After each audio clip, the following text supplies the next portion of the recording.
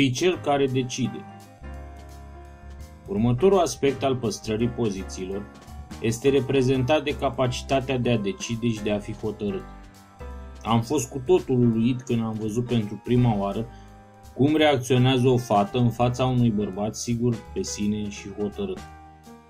Nu propune fetelor să facă ceva, spune-le ce să facă. Poți declanșa imediat o atracție foarte puternică dacă ești hotărât și îți asumi conducerea, pentru că bărbații fac lucruri, conduc lucruri și gândesc lucruri. Cei mai mulți tipi au dificultăți în a lua hotărâri. Astfel, dacă faci parte din această categorie, trebuie să aplici strategia prefă-te până ți iese și să începi să te porți ca și cum ai fi un tip hotărât. Chiar dacă abia ai cunoscut o fată, poți demonstra imediat hotărâre pentru că sunt lucruri simple care evidențiază această calitate pe care fetele o adoră. De pildă, când stabilești o întâlnire, tu ești cel care îi spune când și unde. Te iau la 8, să fii gata, pune pe tine ceva drăguț. În conversații, dacă te întreabă dacă îți place ceva, răspunde cu da sau nu, fără să eziți sau să te bâlbâi. Fetele iubesc bărbații care sunt capabili să ia decizii. Iată câteva exemple care transmit atitudinea de conducător. Vino cu mine. O să-ți placă, hai să mergem. Stai jos. Mergem la pizzerie. Scoateți fusta. Încetează. Da, fă-o din nou. Urăsc rahatul ăsta. O cafea fără zahăr. Îmi place asta. Mergem la restaurant în seara asta. Vin să te iau la 8 să fii gata. Dacă intrați împreună într-un local, condu-o direct la masă. Fii primul care vorbește cu ospătarul. E bine să-i tragi scaunul și e chiar și mai bine să-i spui stai jos sau stai aici.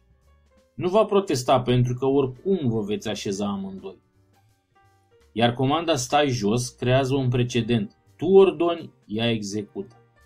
Dacă sunteți într-un bar, folosește comenzi ca hai să luăm ceva de băut sau hai să mergem acolo. Dacă stă cu tine când îți comanzi cafeaua, trebuie să știi exact ce vrei când chelnerul îți ia comanda. Dacă ceri ceva greșit, nu e nicio problemă. E mai bine decât să te bâlbâi ca un tont care nu știe ce vrea și nu se poate hotărî. Poate părea ceva mărunt, dar are un impact deosebit. La prima sau a doua întâlnire s-ar putea să fie singura posibilitate pe care o ai de a demonstra hotărâre.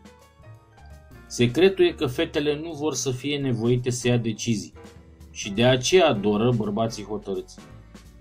Trebuie să arăți de la început că ești în stare să iei decizii rapide pentru tine și implicit pentru ea în tot ceea ce faci. Chiar și în chestiunile mărunte trebuie să fii constant, astfel încât să creezi o impresie și să devină un obicei pentru tine. În cazul în care relația evoluează, vei fi creat un precedent că tu ești cel care ține frâier.